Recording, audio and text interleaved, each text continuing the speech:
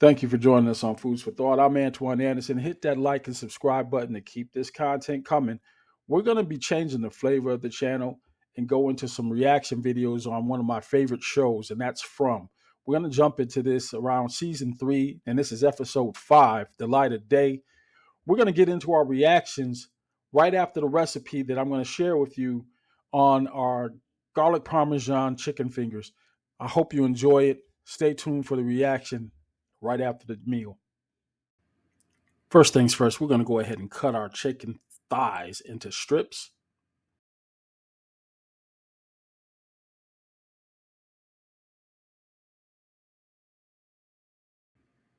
Next, we're going to rinse and remove some of the fat just by transferring over into my straining tray. We're now going to season with our lime juice and our select seasonings, which is going to consist of oregano, paprika, onion powder, and garlic powder. And then we're going to top it with some mustard as a binder.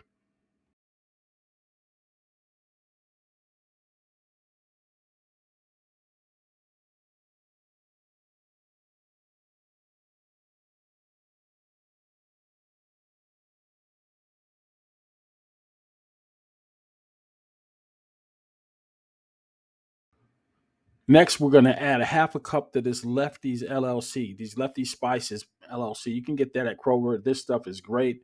We're going to add about a quarter cup of cornstarch, give it that crunch, and then some gourmet onion and garlic powder. This stuff is great. It's going to set it off with some black pepper and just a tad bit of chili powder to give it that color and give it that zing.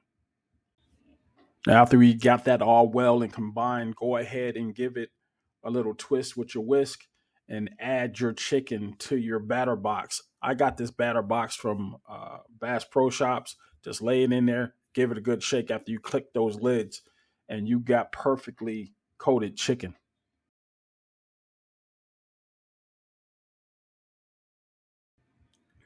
This is the star and the name of the dish right here. You're going to start with some heavy cream, a bunch of Parmesan cheese, some garlic, fresh garlic, and then go ahead and add some Italian seasoning to this. This is going to give it that extra flavor. Me, I went a little bit overboard on cheese. I like the Swiss as well as the Parmesan. It gives it that nice sticky texture. Then, of course, add some butter and get that pot over to a low melt, and you got perfect sauce right then and there. All we got to do is coat the chicken after we fry it.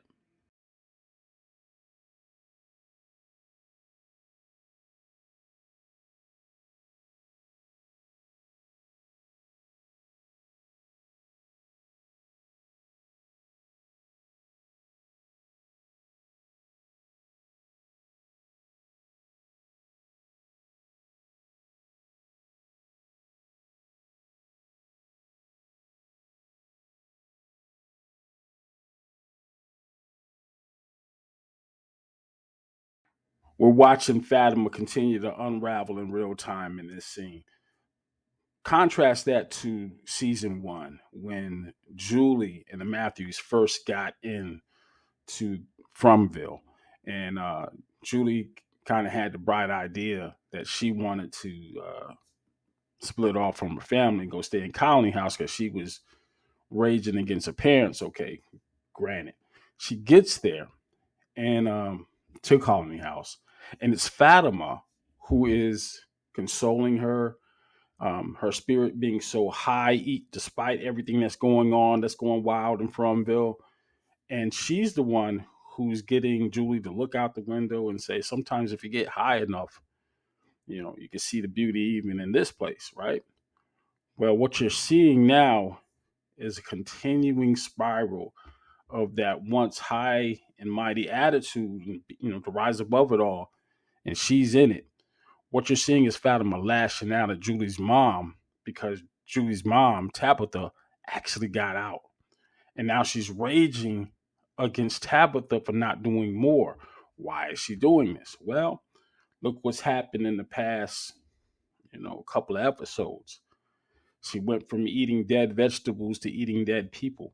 And it's starting to wear on her. Even somebody with a spirit as high as that has got a limit, right? This is a continuation from last season when cracks were beginning to form within Fatima. She was losing it once she found out she was pregnant, and then she knew she couldn't be pregnant. She's screaming at one of the Smileys, banging on the window, wanting to try to help people, try to bring them in, despite Ellis's objections, and to keep that door shut. But yeah, she was losing it. She was scared, and it's starting to get to her, and it's starting to show. So I'm not going to give her a pass for the behavior, but you got to understand now that it's imperative that she gets out of this place because she knows things are going very, very bad from here on out. And this was a very powerful scene here. Speaking of powerful scenes, well, we've got Victor and his dad. As a 290-pound former Division III football player, let me tell you, I cried like a baby missing his binky. I literally can still feel it. I watched that scene like 3 or 4 times. And it's what Victor said at the end and how he said it, how this actor channeled that inner child meeting his dad after all these years and just breaking. Said, I didn't know how to get home. Yo, that messed me up. It still messed me up. And I think that scene at this time is giving this show some kind of complexion that is so much needed in television today. It's just good TV. And I don't know what else to say. It's a perfect scene. And pulled off effectively by both of those actors.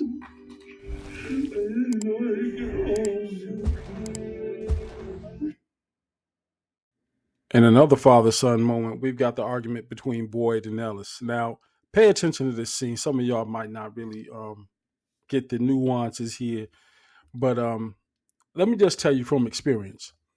This is the kind of dressing down you get when your dark-skinned daddy get tired of your light-skinned shenanigans. This right here is the epitome of hypocrisy. And I mean, just a season ago, you were criticizing your dad so much you didn't speak to him after he had to kill your mom because he was gone too much.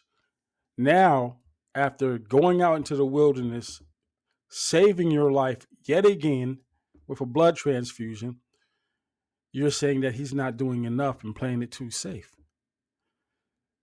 Yeah, this one hurt. It hurt me bad. But of course, the star of the show was Dale. Dale's pocket universe theory came to a tragic end inside the wall of a pool. And it's kind of crazy when you think about it. There are these characters that you just love to hate. And this character is one that everyone universally hated. I mean, from the time he got into it with Ellis, after Ellis got drunk and told him to shut up, talking about pocket universes, even though, he's got a point there. But Ellis was clearly drunk. And in that instance, I think Ellis was pretty much the bigger jerk. Mind your business. Why you butting in on this conversation? But at any rate, he got into it, told him to put that liquor down. You drunk, you can't handle your liquor. So what are you gonna do about it? Knock Dale's drink out his hand. About to clock him. They break it up. Fatima breaks it up. And the next thing you know, he makes this comment about Ellis's mom. And it brings up the memories of what happened to his mom when his dad had to shoot her because she went crazy. And he said, like mother, like son to Donna. And then Donna ends up clocking him. Well, and the reason for it is obviously Dale was a jerk, you know, and a lot of fans of the show grew to love to hate this jerk because he was saying stuff that right off the cuff. He ain't have any filter. But this particular death scene was, you knew what was coming. He jumped in that tree and got plastered into a wall. But what got me is the dialogue afterwards. You know, the same people who had the most shrill voice in the meeting, wondering what Dale, or excuse me, what Boyd was going to do. What do you do? Well, help him. What you going to help him with? Yeah, Kenny, go ahead, go get some spackle and a putty knife, and we'll go ahead and fix this up. Now, what you gonna do? The man's fused to the wall. He is the wall. And before Boyd could pull out the blick and put him out his misery, you start to see the trickle of hemorrhaging from his eyes and his mouth, and he literally is the wall. It was too late. There's nothing left to save. But in such a public fashion in front of all the citizens of Frumville, after all of their vocal admonishments in that diner, to see that happen, I think it might have put people back on a sense of, yeah, we might want to shut our mouths. Just a thought. Finally, my theory on why Dale ended up in that wall. But think about the 3 times that the faraway trees have been used since we've started watching the show. There was a time the faraway tree was used when Victor and Julie left Colony House after the attack. They were getting ready to run in a different direction, but Victor turns and sees the boy in white. And off into the woods they go and into a faraway tree. The next time we see a faraway tree being used, it's when Boyd and Sarah, who are out and about in the wilderness, after Boyd was attacked and bitten by some crazy spiders that was making his head hurt, and he's going through it. It starts raining. Enter the boy in white. The boy in white is actually speaking to Sarah, but he's not talking. He's communicating, and she hears him clearly. There's only been another time where Sarah can hear people talking, but it causes her pain. The boy in white didn't cause her any pain. And he's communicating to her, hey, go into that tree. And he points the tree out, and they get into it. They go separate places, but they both survive. The third time, a tree was involved. And that's when Tabitha jumps into the bottle tree, which leads her to the lighthouse where the boy in white is happily situated, and then promptly pushes her out the lighthouse and into the real world. Maybe the boy in white has more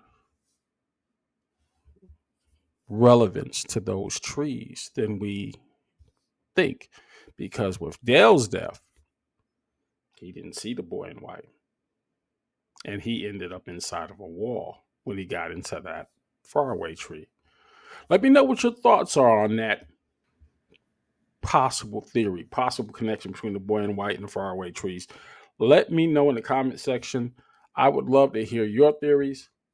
Let me know how that chicken parmesan chicken strips recipe worked for you.